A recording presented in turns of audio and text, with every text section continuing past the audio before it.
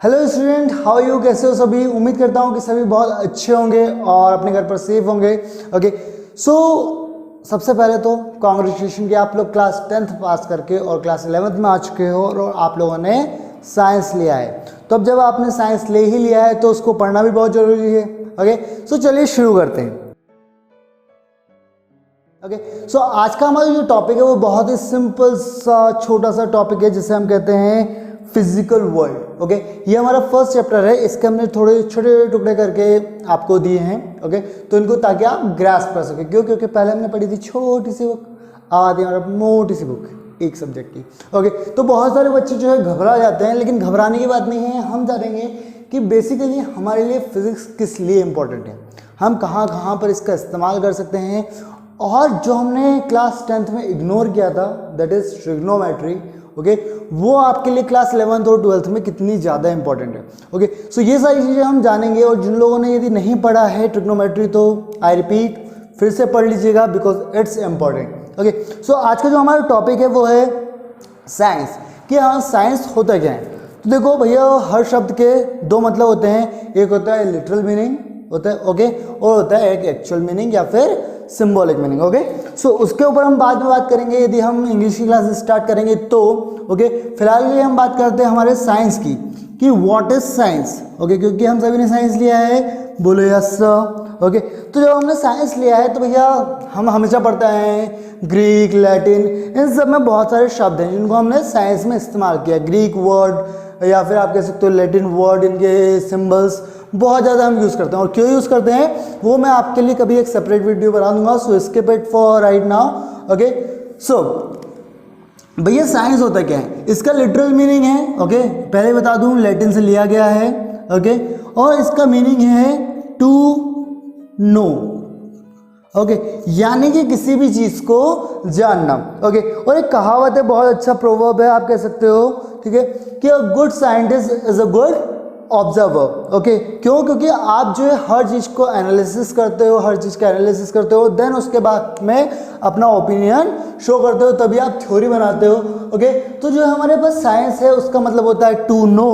Okay, और या फिर आप कह सकते हो a systematic study of environment and surrounding is known as science. Okay, समझ में आया? इतना कॉन्सेप्ट क्लियर हुआ कि साइंस एक्चुअल में होता क्या है, अपने आसपास की चीज़ों की पढ़ाई करना, उनको जानना। ओके, वो भी सिस्टमेटिक, उसे हम साइंस कहते हैं। अब साइंस जो है हमारी वो दो हिस्सों में डिवाइड होती है। कितने हिस्सों में डिवाइड होती है भैया? दो हिस्सों में। कौन कौन से? देखो, पहला तो है हमारी फिजिकल साइंस। देखो 2 मिनट रुको, इनको जाना दो, है ना।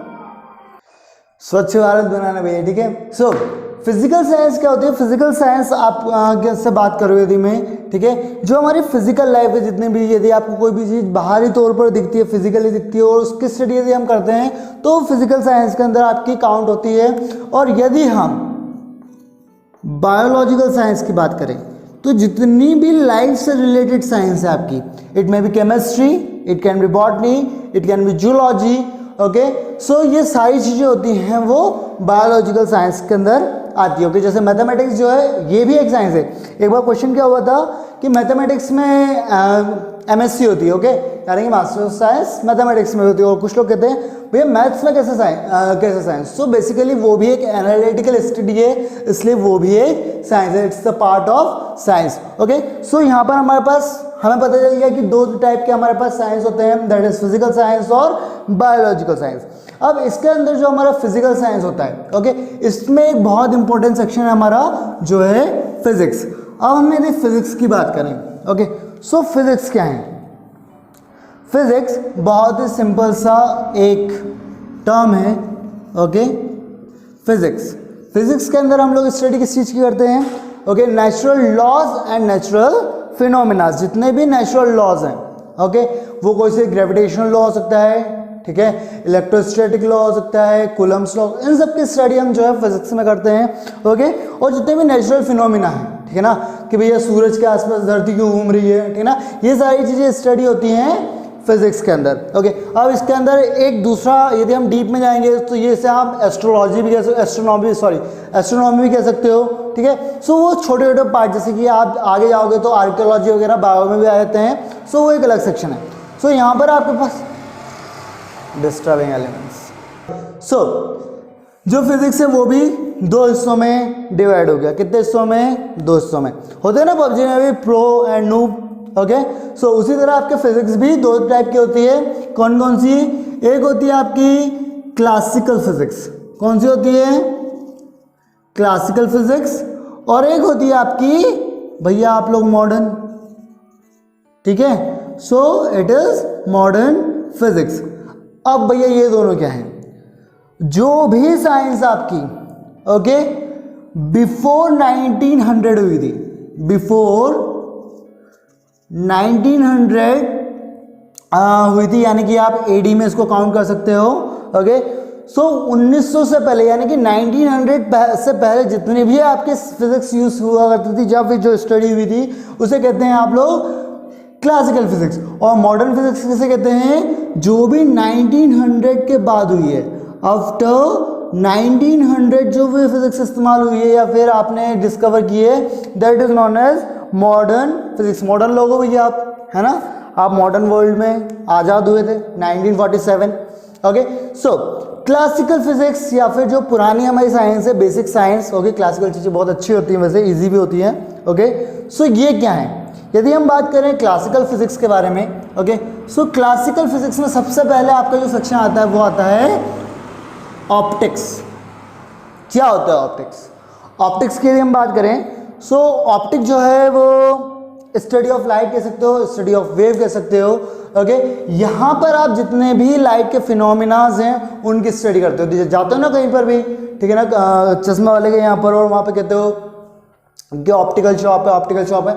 तो जहाँ पर भी आप लाइट की बात करो, क्योंकि आपकी आंखों में लाइट पास हो रही है तभी आप किसी चीज़ को देख पा रहे हो, तो जब भी आप लाइट की स्टडी करते हो that is known as optics. Clear? अब इसके अंदर आपकी वेव भी आ जाती है, बाकी रेडियो वेव वगैरह भी आती है और विजिबल लाइट भी आती है। Okay, so keep it that in mind.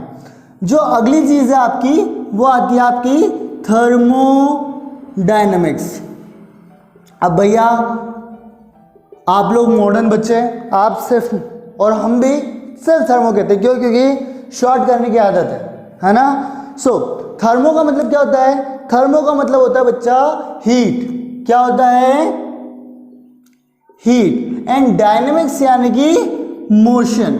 सो जब भी आप हीट के मोशन की बात कर रहे हो, जब भी आप हीट के मूवमेंट की बात कर रहे हो from one body to another body, that is known as thermodynamics. समझ में आया इतना बात? ठीक है, थर्मो यानी कि हीट, डायनेमिक्स यानी कि मोशन। सो थर्मोडायनेमिक्स यानी कि study of motion of heat from one place to another place. अब वो किसी भी फॉर्म में हो सकती है। ओके, एंड एक चीज याद रखना, एनर्जी के neither be created nor be destroyed. ये है बचपन की बातें जो कभी भूले भुलाई नहीं जाती। अगली चीज जो हमारे इसके अंदर है दैट इज इलेक्ट्रोमैग्नेटिज्म। क्या होता है? इलेक्ट्रोमैग्नेटिज्म यानी कि जब भी हम इलेक्ट्रोमैग्नेट्स की बात कर रहे हो, ओके, जब भी लाइट पास हो रही है उसके थ्रू मैग्नेट क्रिएट हो रही है, मैग्नेटिक प्रॉपर्टी शो हो रही है, और जब हम उसकी स्टडी करते हैं that is known as electromagnetism. Clear? इसकी स्टडी भी हमने 1900 से पहले कर ली थी। ओके, उसके बाद जो अगली आती है आपकी इसके अंदर वो होती है आपकी मैकेनिक्स। क्या होता है मैकेनिक्स? भैया जब भी किसी गैराज पे जाते हो, भैया मैकेनिक भैया, है ना, मैकेनिक्स वहीं चिल्लाते हो, ठीक है ना? तो जब भी हम मोशन की स्टडी कर रहे हो और उससे रिलेट कर पा रहे हो हम किसको? एनर्जी को, यानी कि कॉज ऑफ मोशन को। Okay, so study of motion along with study of motion of an object and the cause of motion, and the cause of motion is known as mechanics। अब भैया ये बात तो simple हो गई, लेकिन एक चीज होती है काइनेमेटिक्स, जो कि इसी का एक सब पार्ट है, इसका ही छोटा सा एक टुकड़ा है, ठीक है, दैट इज काइनेमेटिक्स। क्या होती है काइनेमेटिक्स? काइनेमेटिक्स होती है भैया study of motion without knowing the reason of motion. हमें कारण से फर्क ही नहीं पड़ता भैया, ठीक है।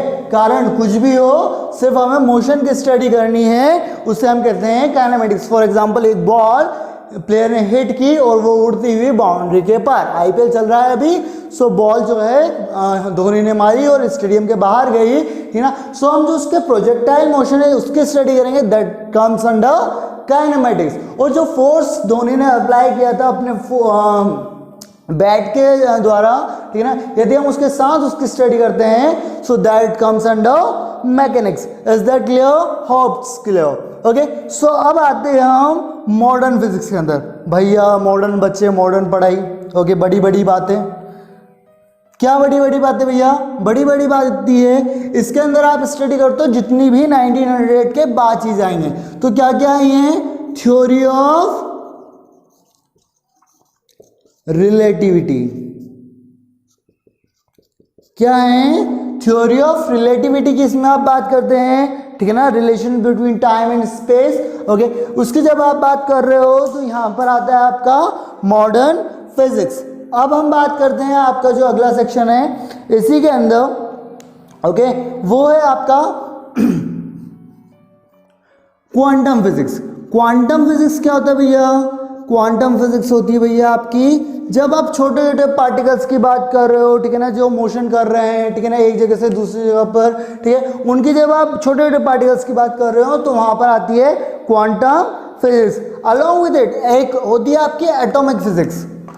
ओके, एटॉमिक क्या होते हैं? यहां पर आप एटम और एटम के छोटे छोटे particles, for example electron, proton, neutron की बात करते हो, ठीक है। सो वहां पर आती है आपकी एटॉमिक फिजिक्स। अभी देखो कंफ्यूज यही करता है एटॉमिक फिजिक्स, और इसके साथ एक और आती है, ठीक है ना, एक अलग ही सेक्शन है जो कि आपकी न्यूक्लियर फिजिक्स। क्या होती है न्यूक्लियर फिजिक्स? न्यूक्लियर फिजिक्स यानी कि सपोज करो ये आपका एटम है, ठीक है ना, यहाँ पर आपके इलेक्ट्रॉन है, यहाँ पर प्रोटॉन प्लस न्यूट्रॉन है। ओके, सो जब आप सिर्फ इस न्यूक्लियस की स्टडी कर रहे हो, ठीक है ना, सो वो आती है आपकी न्यूक्लियर फिजिक्स के अंदर। इतना कॉन्सेप्ट क्लियर हुआ आपका, ठीक है।